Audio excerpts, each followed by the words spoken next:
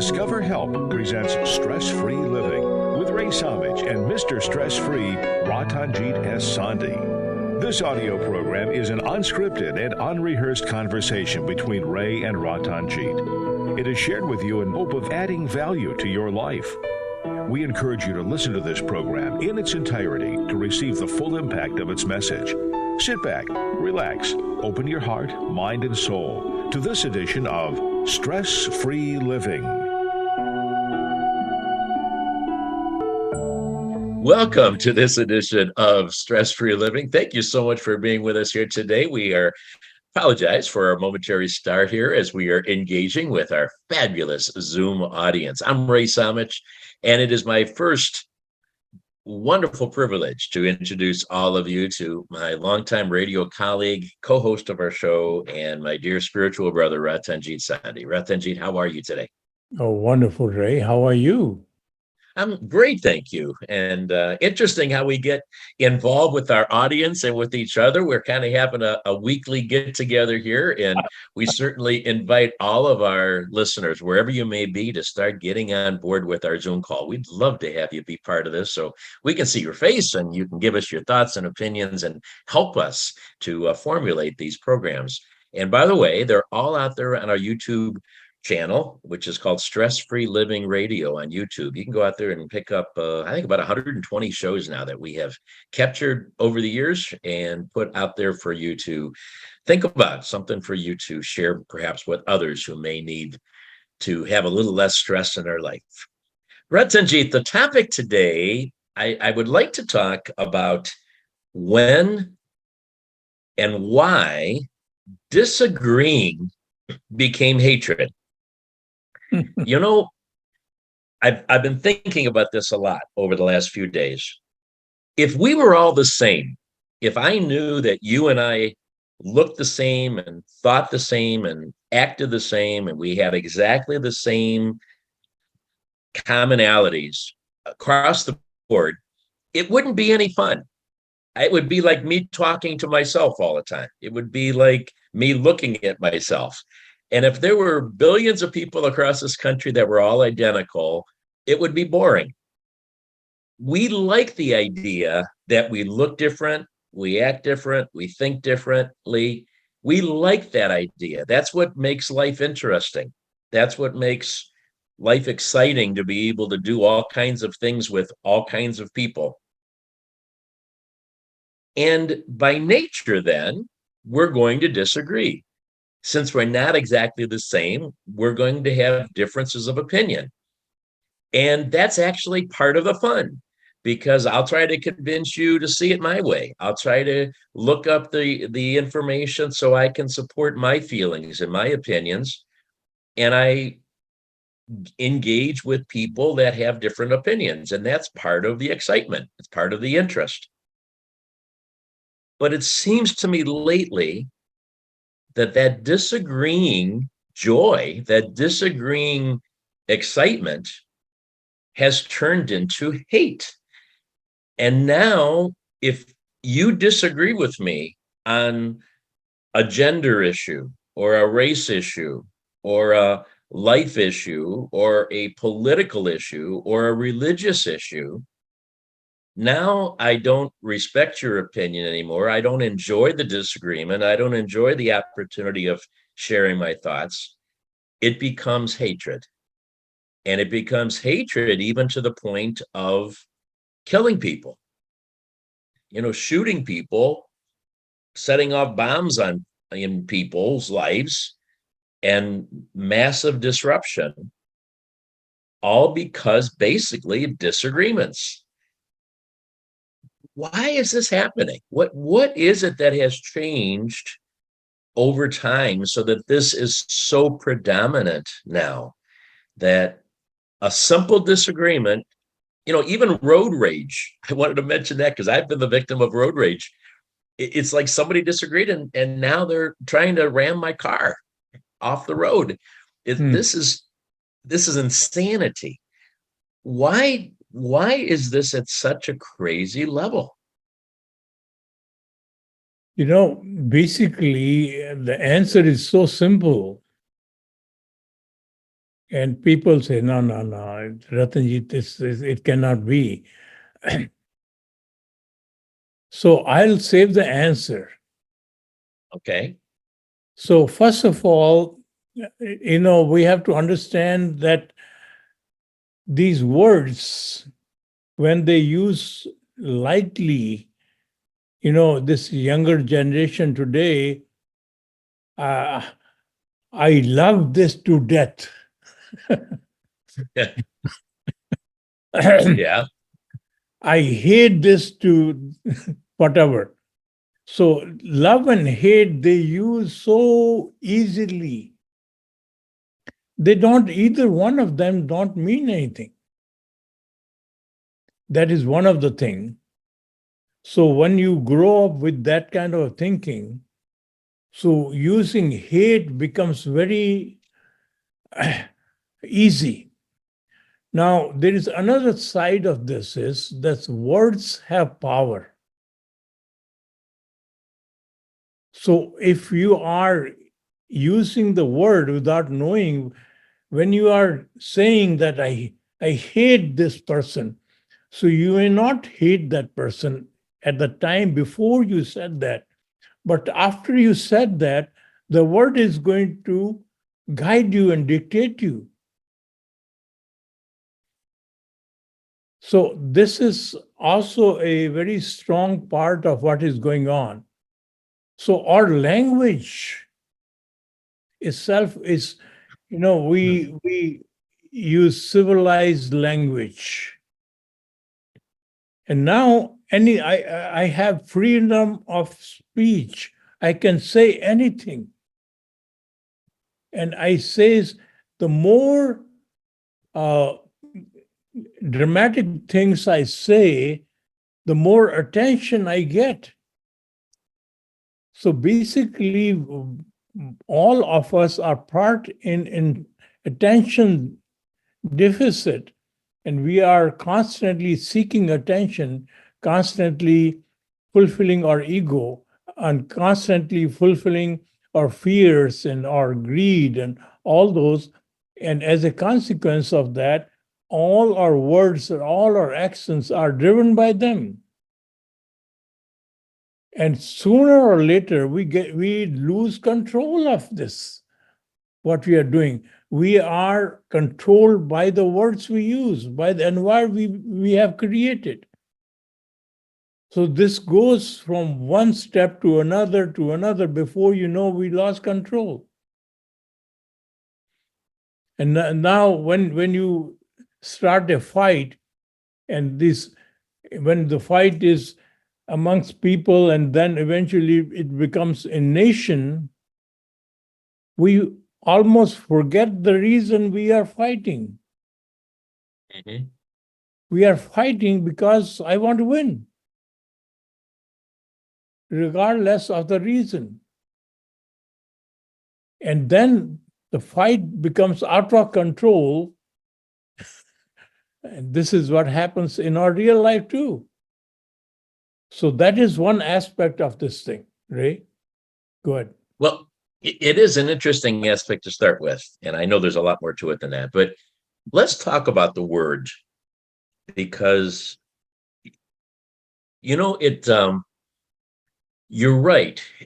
Hate is such a powerful word. It's such a emotional word that if someone looks at me and somebody I care about, if it was my child or a good friend or my spouse, and they came to me and they said, I hate you, and they meant it, it would be so crippling to me. It would be so devastating to me to have somebody that I cared about hate me. If, however, somebody that I don't even know said that, they heard something about me, or they think I represent something that they don't like, and they flippantly say, oh, I hate him, it wouldn't hurt me at all, because my response, my knowledge would be that they don't even know me. And so they can't hate me because they don't know who I am. Maybe if they got to know me, they would hate me, but I know they don't know me. So it's that word, as powerful and as potent and as devastating as it could be, it's all in the context of who's using it. So I don't think for this topic that the word itself is that critical in my mind, because when people say I hate you because you know of this or this, it's like it doesn't really mean anything. If my child told me they hated me because of this, I'd sit down and listen, and I would probably try to either explain that they're misunderstanding, or I would try to change myself if there's something I'm doing that's causing people that I love to hate me. So I hope this is making sense. I don't think it's the word in this case universally around the world. It's the fact that we now are no longer tolerant of disagreeing. We're no longer I no longer give you credit for the fact that you have a different opinion than I do. And I no longer accept that. I want to escalate that to the point where I don't want you in my life. And maybe I don't want you on earth because of that disagreement. I don't want to hear about you. I don't want to see you. I don't even want you to be alive because I disagree with you. So, maybe we use hate as kind of the title of the show, but it's more than hate. It is the most strongest expression that I could take and utilize to show that disagreement has escalated to this highest degree. Is that making sense? To understand this, supposing you have your grandchild, 2-year-old or 3-year-old, comes to you, and Grandpa, you are stupid, or says something atrocious about you. So what is your reaction going to be? You're going to laugh. Right. Just like you smile right now. Yeah. Because you did not give any credence to the validity of what that child was saying. Right. But if the same words were repeated by an adult, it would have an impact on you. True. Because you consider that other person to be more so. And ultimately, we are all our differences, all our disagreements are based on whether we are going to lose our control. We are knowingly or unknowingly, we want to control all situations to be predictable. And our differences become hatred when we consider those changes which are forced upon us, something which we don't want, which we don't think they are better for us in our thinking or in our mind. So that is when we convert this feeling into a hatred. And ultimately, this is a coin. Opposite side of one coin is hate. You know what is the other side of the coin? Well, I know most people would say it's love. It is but love. Is it really? Yeah. See, it's interesting because, and I can't remember exactly the analogy, but I thought you were going to say the opposite side is indifference, meaning I don't care. In the sales and marketing world that I have been in for so many years, it was easier to convince somebody who is strongly against something. It was easier for me to persuade them to be for it, to completely change their mind, than it was for me to change the mind of somebody who was indifferent, who didn't care. If they didn't care, I couldn't get them to say yes, or I couldn't get them to say no. But if they said yes, if I usually had a good conversation and a good approach and good content, I could get them to change their mind. So, they say there's a thin line between love and hate. I mean, sometimes you do get in a moment of passion and you hate somebody that you love, but you really love them, but you just hate that thing that they did or that thought that they had or whatever. But you love them. Okay. So I don't know if the opposite of hatred is love. Is it really? What happens is when you're married, you love your spouse, and for some reason or other, they get into differences, and the differences become unnegotiated, and Right. they divorce, and eventually many of them become enemies for each. Yes. They Yes, hate they do. they they hate that person more than anything else in the world. The very person they love, they hate. So if you cannot find that love, the true love, right now, what we call as love is not love.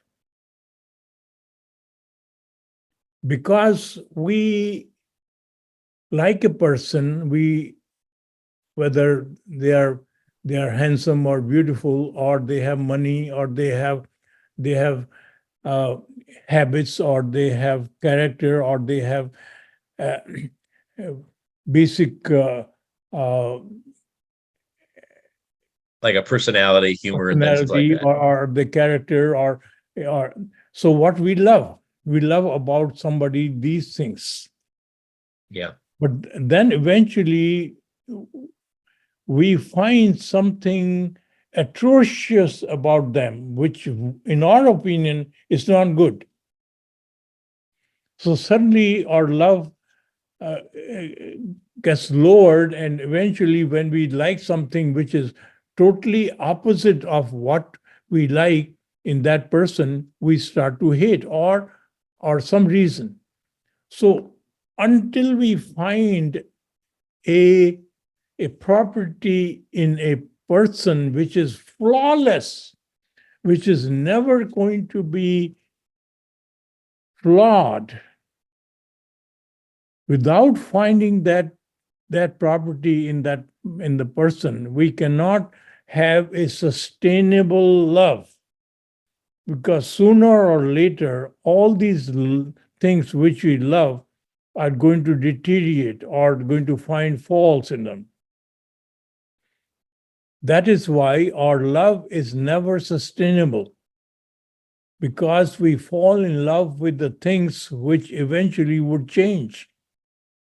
Law of change means everything is moving, everything is changing. Whereas we want consistency, we want things to remain constant.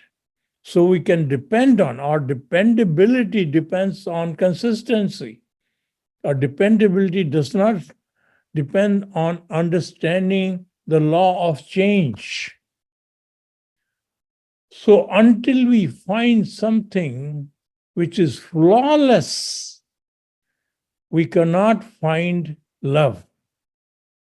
And eventually, sooner or later, because of our ego or fear or greed, we are always going to find a situation where we can have control on it. And when we lose control, we don't like it. We, we feel basically feared we are going to lose everything. And eventually, if we find a reason of that thing happening, we begin to hate that. Anything which is going to change something, which is going to not make it permanent, whatever that reason is, if we believe that is the reason, we are going to hate that. We are going to hate the person who is initiating that reason. Right? We are just starting to unravel this interesting question today. Why did disagreeing become hatred? And it's not a simple question, and we are just starting the process of trying to figure it all out. We hope that you'll be staying with us here for the rest of this journey. This is Stress Free Living. We'll be back in just a moment. All right, everybody, we have 90 seconds. If you would like to weigh in on this, maybe we need your help on this one more than ever. If you've got a thought that you'd like to have us explore, feel free to open up your microphone. We've got a few seconds here. If not, Ratanjit, we'll keep toying with this interesting topic. Appreciate all of you being with us. We didn't have a chance to say hello to everybody beforehand.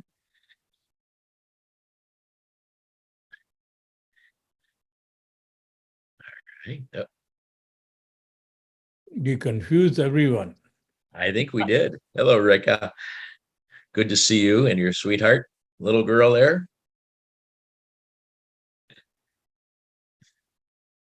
All right.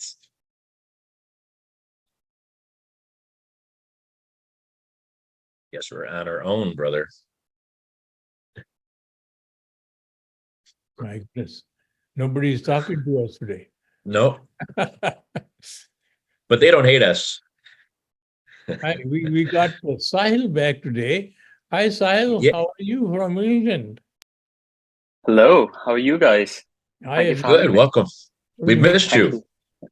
Likewise, sorry, I've been I'm busy with the cricket season and then I moved to a different place. So it's been a tumultuous month for me, but so happy to be back.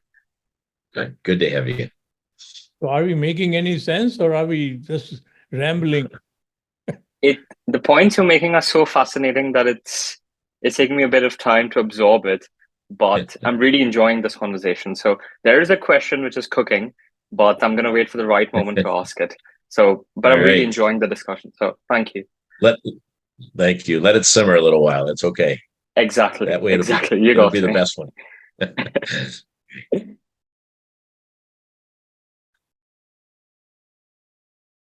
Welcome back to Stress Free Living. Ray Samich, Ratanjit Sandhi with you today. Thank you so much for being part of our program. And if you would like to join in our conversation where we interact with you before, during, and after the show, check out our YouTube channel, our Stress Free Living radio channel on YouTube, and you can get our Zoom link there and you can join us. We are here most Saturday mornings, and as we're broadcast on the radio, but also doing it on a podcast basis and around the world on the internet at wintradio.com. Ratanjit, such an interesting topic. It really causes this is a good old fashioned conversation here, like we've had many times over the years, because I don't know if we are going to find the answer today to this. I maybe you started out by saying you have the answer and it's very simple, but you haven't yet really shared that. We've just been kind of dancing around it. But it's even hard to put this into words. I called it hatred in the title. Why did disagreeing become hatred? Because to me, hate is the most serious, most powerful negative word that I could come up with. But again, I don't want to even get hung up on words. I want it to be more of a conversation about why don't I like the idea that we have different opinions? Why don't I enjoy the process of sitting down with a friend I used to be able to sit down with a friend that disagreed with me, and we'd have lunch, and we would give each other all of our thoughts, and neither one of us probably convinced each other to change her mind, but we had such an incredibly fascinating conversation. I learned what was at the core of his thoughts. He learned what was at the core of my thoughts. We still agreed to disagree. We hugged each other. We loved each other. We went on our way. Now that doesn't happen. Friends are being torn apart by disagreements. Family members are being torn apart by disagreements. If I disagree with you, I don't want to see your face. I don't want to talk with you. I want nothing to do with you because we have a difference of opinion that's driving such a hard point that is dividing us. Brothers have, they've always had disagreements. You always hear about a brother that says, I haven't talked to my brother in 10 years, and I find that so sad.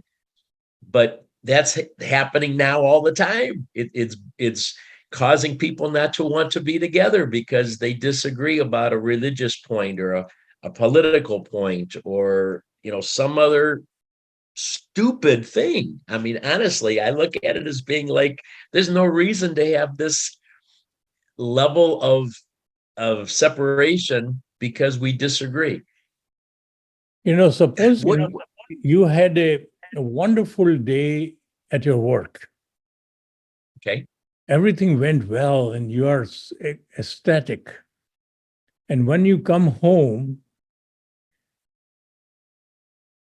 and you are given all kinds of problems or difficulties, but those things you will take them light, you understand, you will be more sympathetic, you will work with them. But supposing you had an atrocious day at work, everybody made comments which disempowered you and just things did not go well. So when you come home and your spouse says, Ray, I am a little tired, can you handle this problem for me? And even that smallest thing, you will blow up. True. Right? Yes. So I can connect with that completely. So yes. Right now, in this today's environment, everybody is feeling that they do not have control on things. Subconsciously, they are all very amazingly disturbed. And somebody crosses your car, and suddenly you want to take revenge on him. That road rage Right. you are talking about happens. Right. Because he was ready for that. So until we find internal peace and harmony within us, we are going to be positioned to blow up. Regardless, and you, supposing you want to have a lunch with somebody and you want to explain your point of view to a friend, and that friend is having a rough time. And no matter what your arguments see, this is, and he may blow up on you for no reason at all. It's no fault of yours. And you're going to only say, what did I do wrong? Right. Never comprehend what the other person is going through. So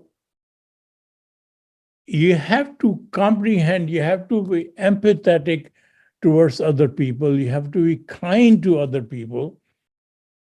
And your kindness, your being empathetic, your being, these things will give you higher resistance to cope with life incidences which are not welcomed in your life. So I don't want to cut you off if you got more to say. no, go You have ahead. more thoughts on that? I have a lot more thoughts. I know you do, and I love it.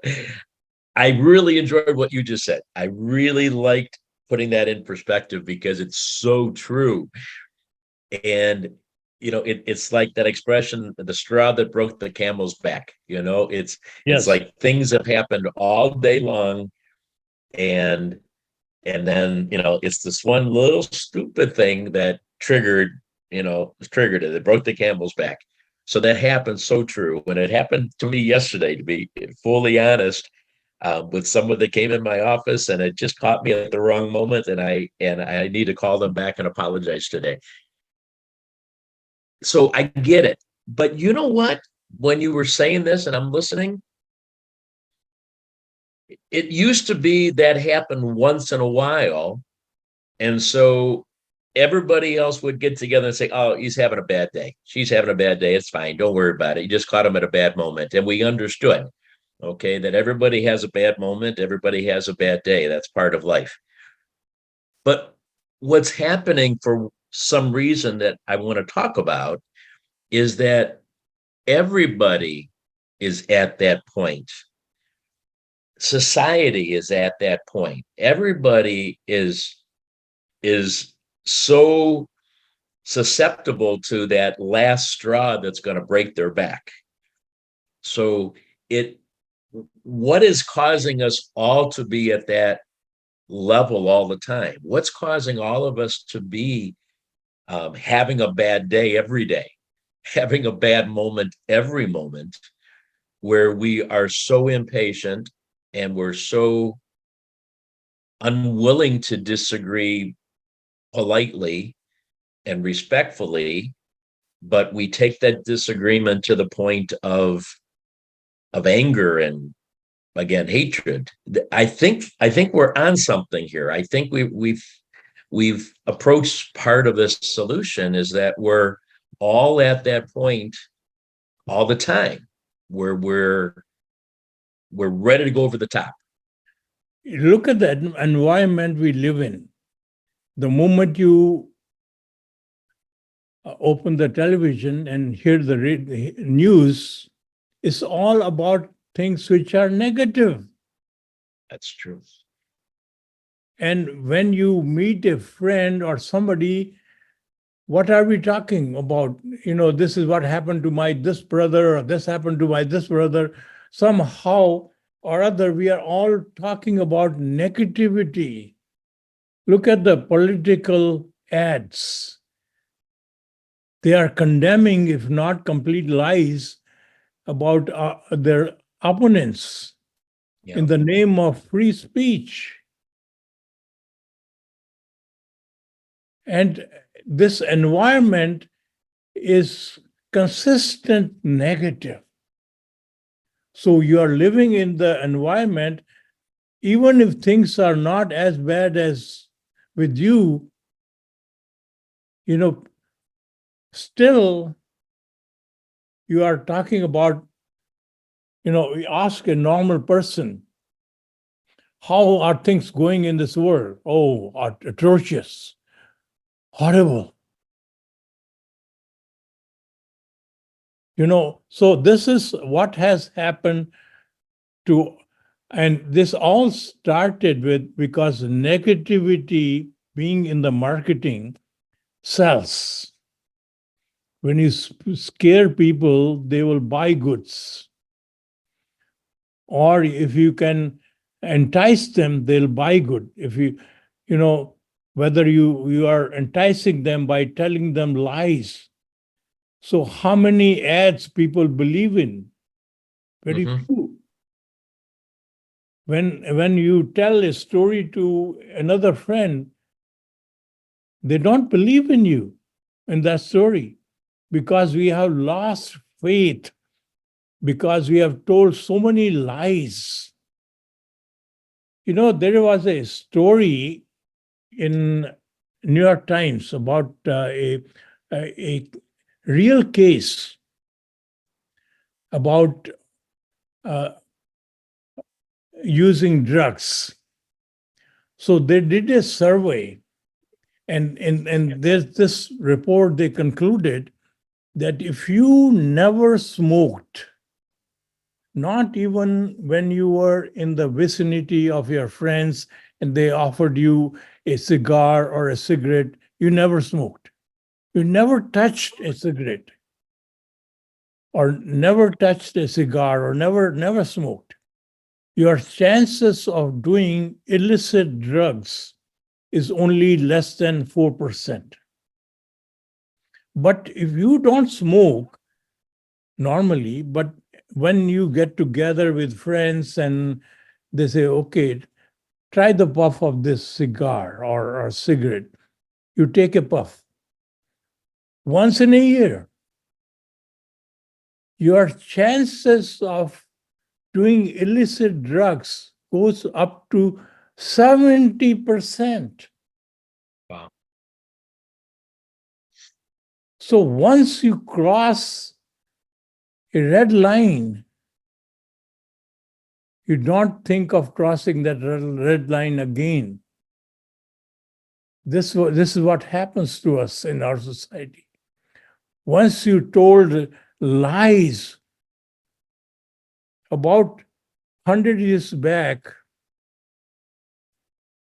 we did not have contracts.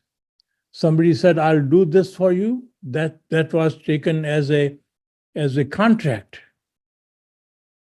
And today's time, when we have contract, we break those even contracts. We end up in lawsuits. We have lost faith in each other. We have lost faith in the truth, in the belief.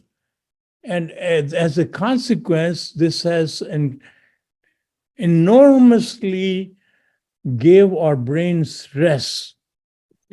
Over 90% of all our illnesses are due to stress and frustrations.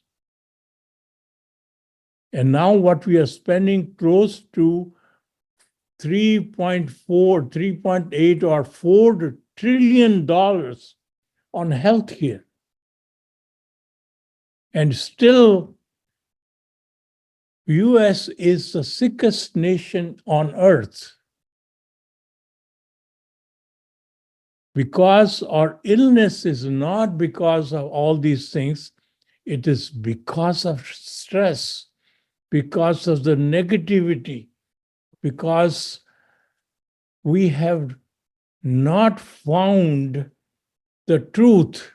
We are wrapped around attaining more wealth. Our security is based on our greed-driven incentives, or fear-driven incentives, or ego-driven incentives. So answer to that is very simple. And I'll go to give you that answer after you take the break. Oh, boy, the perfect tease. We are Stress-Free Living. Ray Samich, Ratanjit Sandhi today with a big question about disagreeing. We all disagree, and that's fun. Why does sometimes, and today more often than not, that disagreement lead to anger and even hatred, and even wanting to remove somebody from the world because we're so angry with the fact that we disagree? That's what we're talking about, and we're hopefully going to get the answer when we come back on the other side of this break. Please stay with us. All right.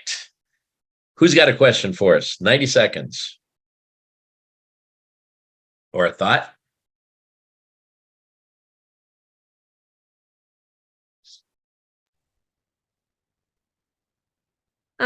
Sometimes for me, like I find I just like you're right. A lot of people who disagree with you kind of get angry.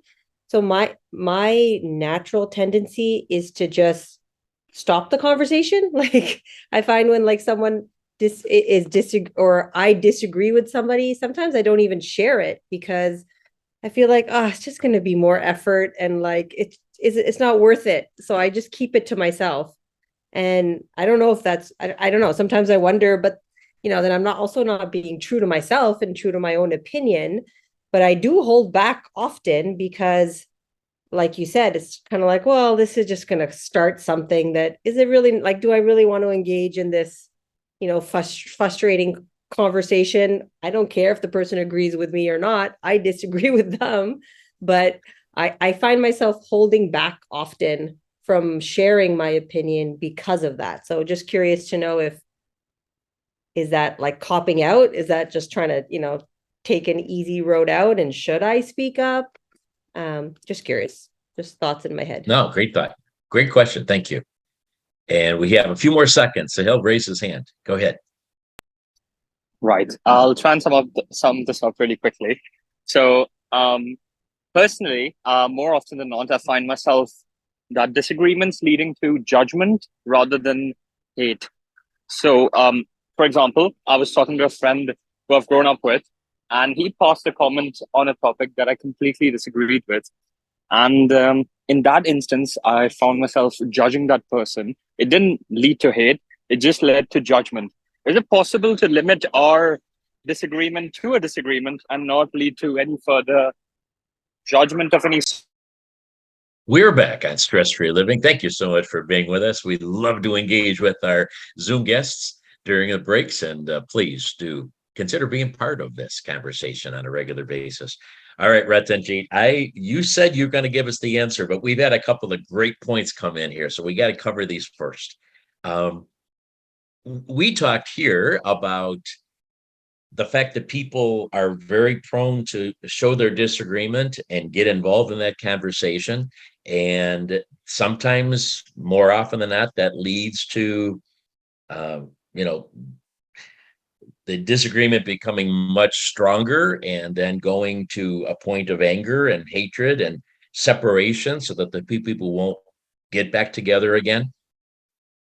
Are we supposed to keep our mouths shut? Are we supposed to just keep it within? Is that part of the difference? That people are more prone today to give their opinions?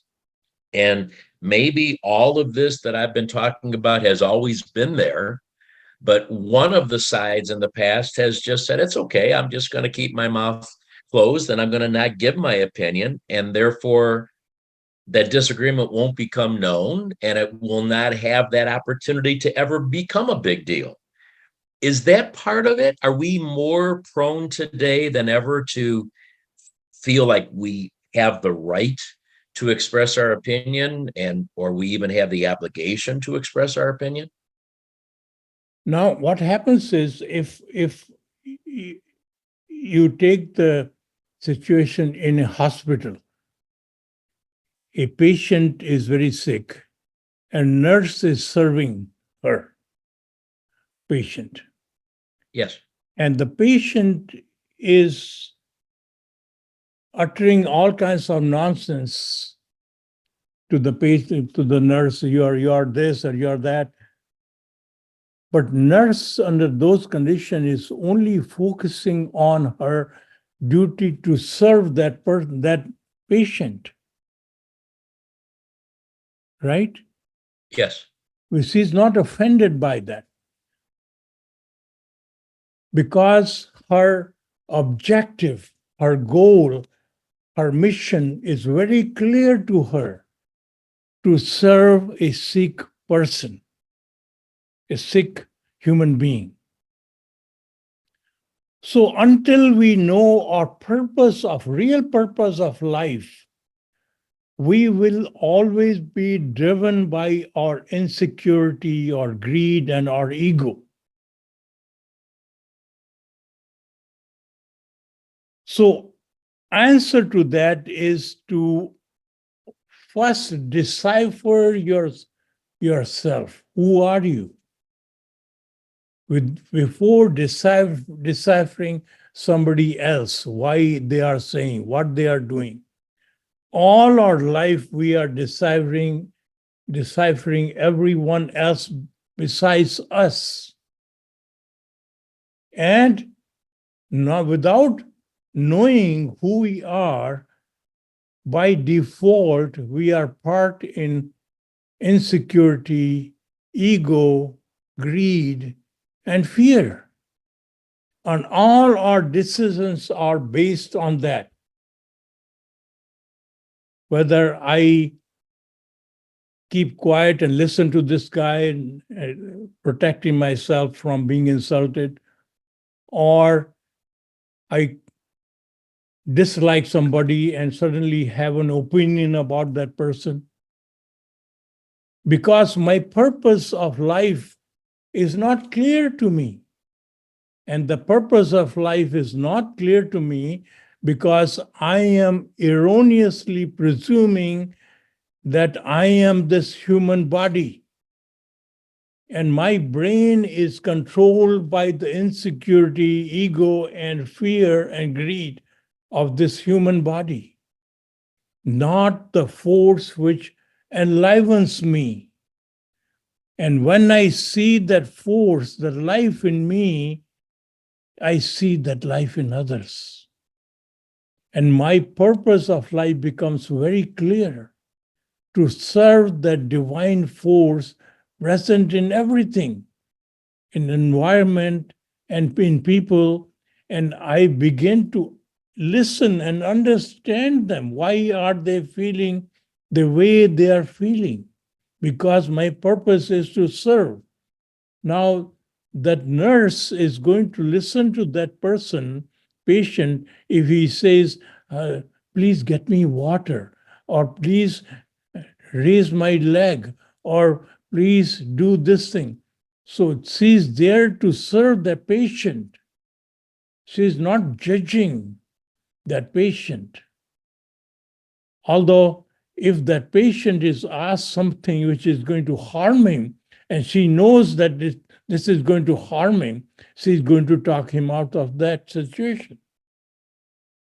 So ultimately, the answer is decipher yourself. Once you know who you are, then you have all the security and ego freeness and greed freeness and clear mission, which is satisfying your soul, not your ego, not your insecurity. And until you satisfy your soul, you do not get your complete. It's like eating food which has no nutrient. And no matter how much you eat, you still want to have something more nutritious because your body is going to starve without nutrition. And until you focus on what your mission is, you are going to be starving your soul, and you will always be unhappy. Right? All that makes great sense. No disagreement whatsoever with you. If I have done that, though, if I'm there, if I assess the disagreement and I say, wait a minute, this doesn't matter. The real me shouldn't get concerned about this. And one of our other Zoom guests talked about judging, and you used that word. So I realize that I'm not about judging. I'm not here to get hung up on your habits and your brain thoughts. I'm not here to get hung up on my brain thoughts because that's my human body, and the real me is a spiritual being. I get that. But this spiritual being has a brain that still has an opinion. Okay. Even though I know that that's not the real me, this is what I feel strongly about. And maybe because I think I'm in the spiritual mode, I even give a little more credence to the fact that I think that's influencing my brain So my brain feeling this way has the right to feel this way because I get it. And I know that I'm a spiritual being, but I still have a brain that's thinking this way, if this makes sense. So how does that prevent me from disagreeing? How does that, even if I say, okay, I'm here to serve you, and I know that I disagree with you, but I still have this feeling in my brain that this is the right way of doing it. This is the proper opinion. This is the right opinion because I have it and I know what I'm doing. Not really. Your brain is only a computer. And it gives you data and information based on what software you use. If the software is implemented by your human body, it gives you different data, which is contaminated by insecurity, fear, greed, and ego. When the software is implemented by the divine force in the same computer, in your brain, what comes out is non-judgmental, pure love, only focusing on adding value, servicing. And that is what happens. Otherwise, what you are thinking right now, your questioning and all the thinking is as a result of the software implemented by the human body. In your brain, in your computer. Your brain is neutral. Depends on the software which is implemented. Whether the software is implemented by the human body, which is nothing wrong with it. It basically knows it is going to die. It is designed to protect itself. It is part in insecurity, fear. It has to have enough meal and a food, so it is part in greed. And has a conception of it is separate, it is part in ego. So this is going to be the case. It's not something bad in you. Whenever your thinking is contaminated by fear, greed, and ego, you know that your brain is run by the human body. Change the paradigm, change the software, and let it run by the software implemented by the divine force, which has no insecurity, no ego, no fear, no greed. It is there before it enters the body. It will be there after it leaves the body. Right? If I'm doing this right, properly, the way you suggest, should it be that my opinions don't even matter? My brain, my human brain opinions are irrelevant. It isn't that I automatically agree with somebody else. I'm not saying that I would automatically, flip-flop on everybody just depending on who I'm with. But should I really be in a mode that says it really doesn't matter if we disagree? It doesn't matter if on a human concept, on a human thought, it doesn't matter that I have a different opinion than you do because that's not the real me? It matters to your ego when your opinion is not accepted by others. Otherwise, it doesn't matter. So it really doesn't matter. Yeah.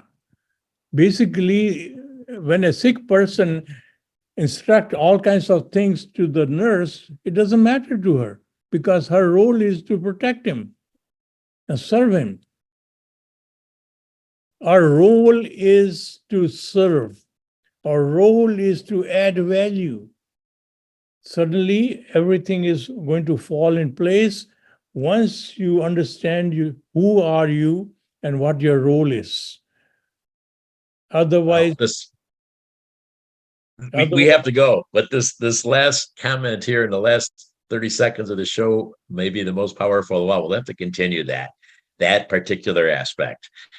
Ratanjit, thank you. This has been an interesting conversation. I really enjoyed it with you, as always. Thank you for sharing your love and thoughts with all of us. And thank you for being a part of our program. We really hope that we have added some value to your life. Remember, we're all playing the same game. Have a great day, and we'll talk to you again real soon.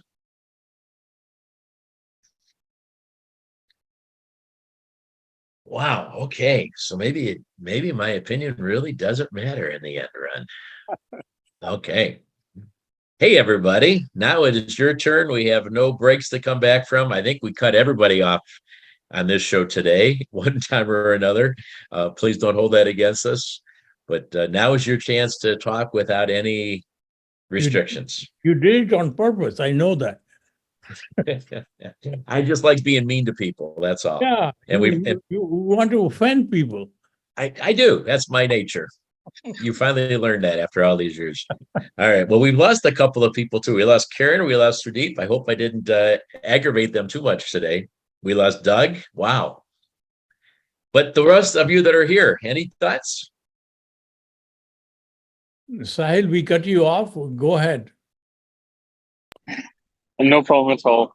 I think in many ways with the nurse example, you answered my question, but I'd love to reiterate it if there's a part of your wisdom that I might be missing on this. So my question was basically, sometimes, at least what I've experienced, disagreement often leads to disappointment rather than hate. And I think disappointment is a harsher emotion than hate, especially when you're with someone you're close with, or is it a friend of yours? And if it's on a topic that's a very dear to you and there's a complete mismatch or complete contrast in opinions on that, you often feel disappointed with the way or with the ideology of that person.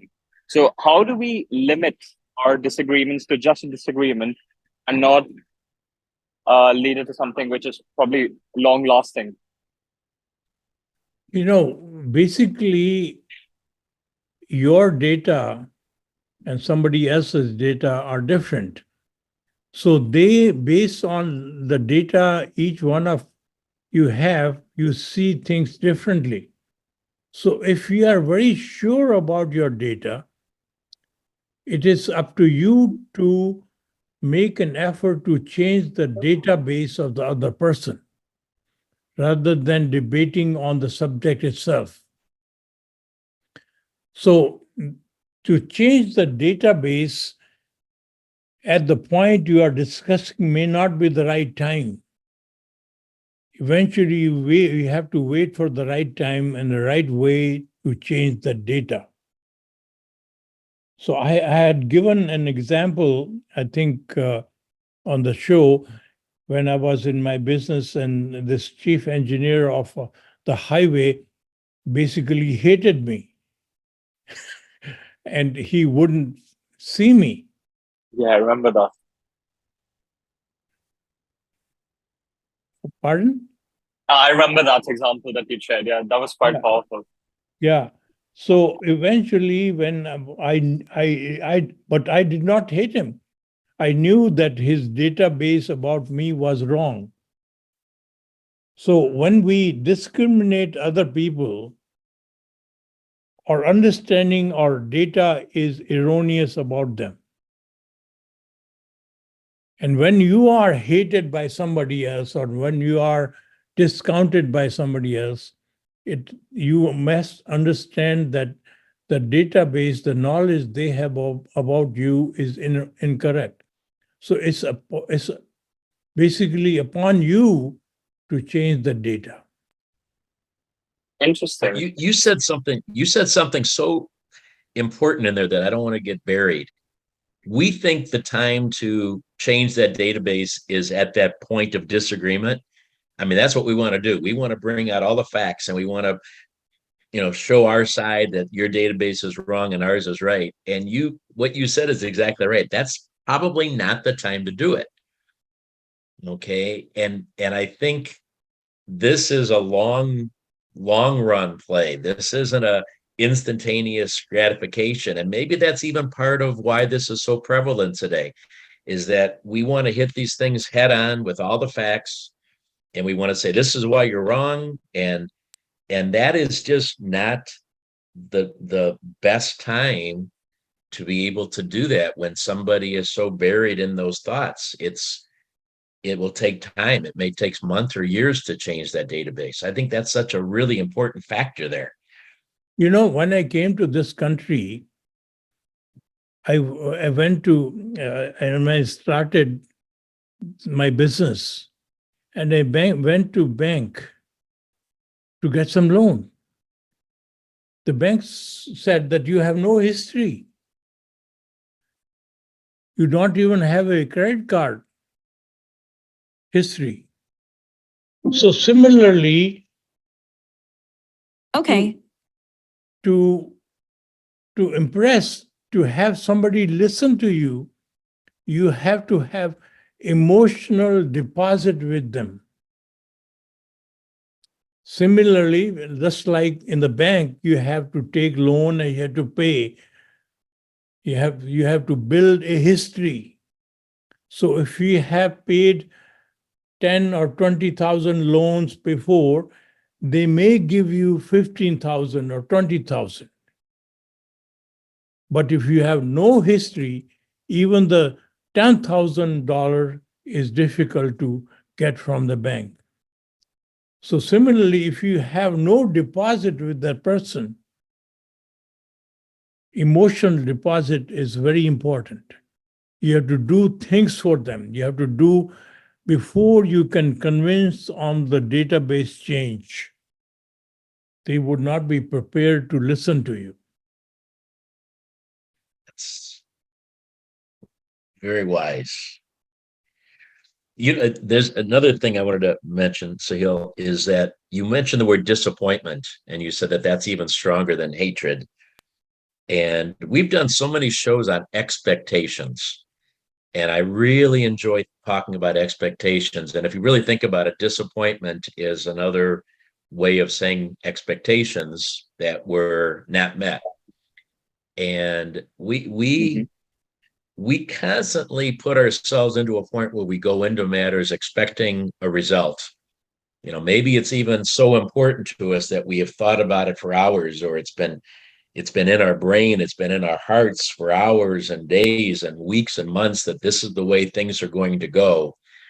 And rarely does life meet our expectations. Rarely do things go the way we imagined they would go and hoped they would go. And maybe even we're counting so much on them going this way that shaped our personality, because we were sure that they were going to respond a certain way to what we did or what we said or how it acted. And life can be very disappointing. Every minute can be disappointing if we just go into it with expectations on every minute. And so Ratanjit's really opened that door to me. When I went through in my own life 14 years ago now, a major expectation that didn't play out the way that I expected it.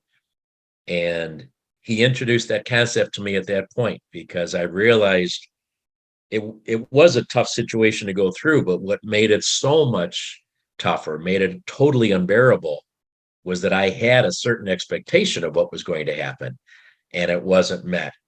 And once I got over the fact that it was my disappointment in the expectation that didn't happen more than the reality of what didn't happen, if that makes sense. So I just wanted to add that. We've got a couple of shows, I think, out there in the library on expectations, because we've done it a number of times, because I keep going back to it, because I just think we'd all be so much happier in life. We'd all have so much less stress if we didn't set expectations that are virtually impossible to be met. Spot on. Thank you so much for sharing your insight on this. It was quite insightful. Thank you. Basically, when your expectations are from others, so you have only control on yourself, your expectation should be from your end, what you can deliver. It's based on the success of your delivery. You get consequences as others come through. So it's basically control is within you. Makes But total even when sense. even when we expect things of ourselves, though, we don't come through, we get upset with that.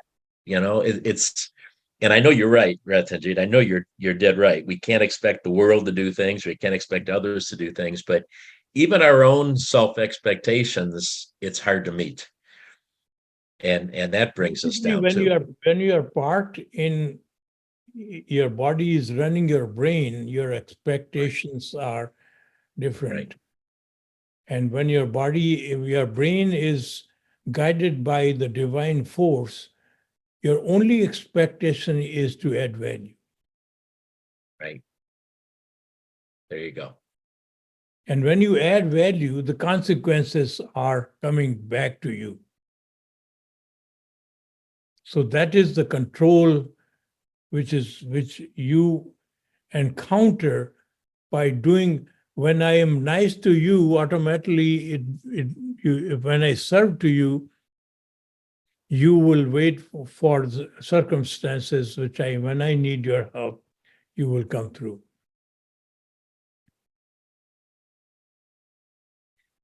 What I was, and you're dead right, but what I was referring to is, sometimes we anticipate how a conversation is going to go. So I plan what I'm going to say, I plan how I'm going to present it, for example, and then I don't meet my expectations. I afterwards I said, gee, I didn't say this right. I should have said this. I should have acted a certain way and I didn't do it. I reflect on it. So even sometimes I let my own self down with my expectations. And that's where your point is. If I was so worried about how I was going to say, what I was going to say, how I was going to say it, then there's ego involved. And that ego was probably in place because I was trying to get something. I was trying to get someone to like me, or was trying to get accomplish a transaction out of the deal. It wasn't based on adding value. It wasn't based on pure intentions. It was based on an agenda of sorts. And so that's where, I didn't live up to my own expectations because I wasn't acting the way I was intended to act. I was acting from a agenda of ego or greed. It makes sense. It makes such good sense if you think about it that way.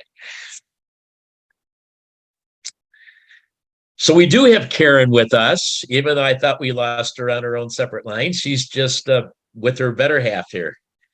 Or maybe it's the other way around, I should say. So welcome both. Good to have you both in one place with us today. Thank you for having us, Ray and Ratanjit uncle. Thank you. Hello. Hello. Thank you. Hi, Rekha. Laha. Hi, Family. Laha.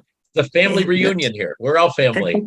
So you We're all have a connected. question or comment, Sandy?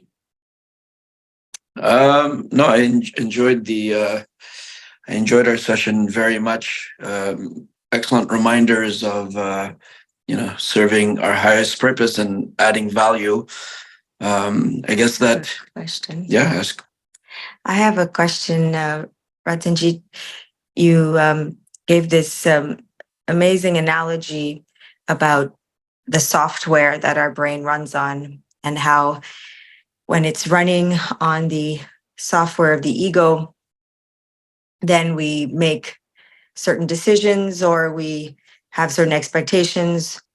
But when we change that software to the software of the divine, we're empowered through something much greater. What are your thoughts on how to change that software? We gather knowledge, we talk about knowledge, but we never live our knowledge. We live our habits. until you formulate a habit of constantly being directed by the divine force, it won't happen. And habits, fortunately, can be developed by repeating something consecutively at the same time on a daily basis, and eventually it becomes a habit. So I find this one exercise very vital to develop this habit of living and operating in the divine mode. So what it means is, when you get up in the morning, you pick up a particular time and you repeat this exercise at the same time. And when you get ready and after having your shower and everything, find a place in your home which is completely undisturbed, and have a full length mirror which you are able to see the reflection. Now, stand in front of the mirror, and first you do the breathing exercises. You take deep breath, and on the count of 4, and hold it for 2 minutes or 2 counts, and exhale it for 8 counts. You repeat this exercise for 5 minutes with your eyes totally closed. And then when you open the eyes, you see basically your own reflection. And then let the mind tell you what this amazing instrument is capable of doing. This human body makes its own blood, has its own organs, and without any guidance from you, it functions by itself. And then once you are overwhelmed by what its body does, it realize that it's a gift given to you. And with that gift, unconditional gratefulness empowers you. This unconditional gratefulness must bring tears in your eyes. And then eventually, when you close your eyes once again and marinate this gratefulness within you for a few minutes, and then open your eyes and then see in your eyes, look straight in your eyes, and you see the divinity, the divine power which is present in this body, which is enlivening it. You bow to that divine power and hold that thought process for as long as it gives you contentment and sanity.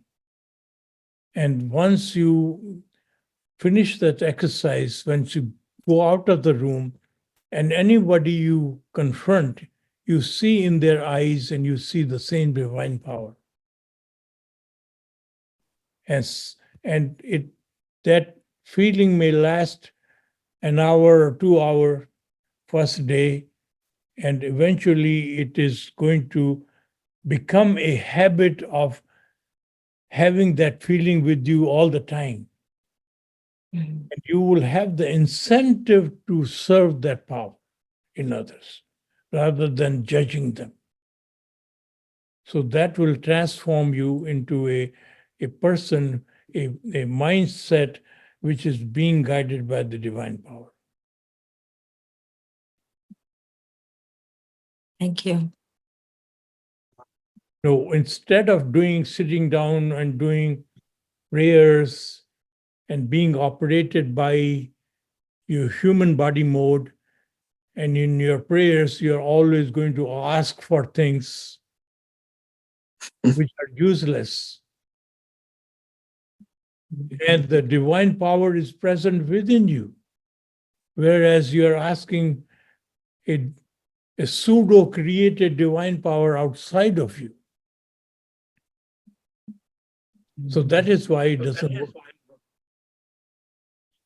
Ratanjit, I've heard you, I'm so sorry, but I've heard you give that explanation 100 times over the years. You've never given it with such thoroughness and completeness as you just did there. That I'm going to come back and transcribe this one because this Thank is you. something. I was gonna, yeah. Thank you. Yeah, he Yes, it added was a few very lines, complete. right. There's a few new lines to that one today. Yeah, Yes. I liked that. Yeah, especially the opening 5 minutes of breathing. That's part of the difference. It is, we're not even if we just wake up, our brains are already going a million miles an hour. We got to do this for the family, and we got to do this for work, and this is going to be the agenda today. And you start thinking about things. Even taking that pause first and just doing the breath, the breathing, puts you in the mode where you're now open to that next important phase. You never mentioned that before, and that's to just go into that cold. It doesn't have that same impact. I've tried that, it's good, but this is going to make it great. Will we have access to that transcript, Ray, that you're? Yes, for sure, Great. for sure. Yeah. So, All the yeah, religions. Uncle has it really nicely written in your new book. You have your whole last chapter is that entire meditation transcribed, which is really. So just, okay. Yeah, are you available on Monday night our time and your Yes. time in the morning? Absolutely. So something like 8 o'clock. Perfect. Okay, so I'll. How do I call you? What is the number I can call you at? I can give you my number, no problem, or we could set up a Zoom, whatever you prefer. Yeah, give me the. I'll send you. I have your email. Let me send you the Zoom link, so we can. Okay. Perfect. That way we can talk. Is that I how will. Talk I will about. send you. I will text you her number as well, so you have it. Okay. Yeah. Is that a different show you're talking about? No, we are. We're starting our own show. He's going to talk about the book. What's going on here? Book. What's the book? You have to read that, Ray. I know I haven't gotten to the last chapter, so that's why I missed that at the end. Okay, very good. I don't want to not be part of something good here. This meditation is constantly talked about people, right? Do meditation. Yeah. And when you do meditation, half of us fall asleep and something. And somehow, if you take 5 minutes nap in real life, after 5 minutes nap, you'll feel fresh. So this meditation, which is basically equivalent to 5 minutes nap, is going to make you feel fresh. But that meditation doesn't do anything. What I said, this is the true meditation. And you remain in the meditative mode ultimately throughout your waking day. And let your brain be run by the divine force. We've been trying that as a family before, like the first thing as we start, before we do anything out, the four of us have been trying this exercise for the last few weeks. And you mentioned how, for 2-3 hours, you'll just see the divine in everybody. I don't think we're there yet. It doesn't last for 2-3 hours yet. I think we need to build that muscle a little more.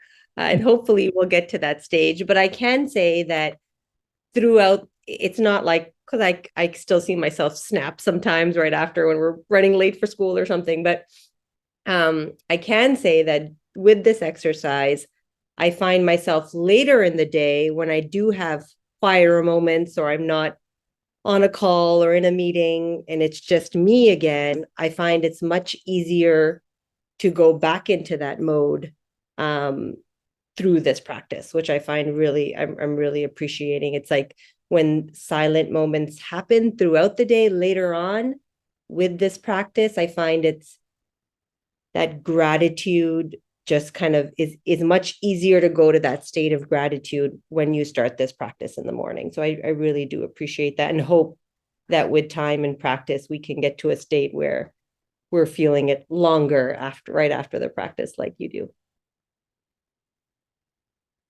Yeah, it'll work.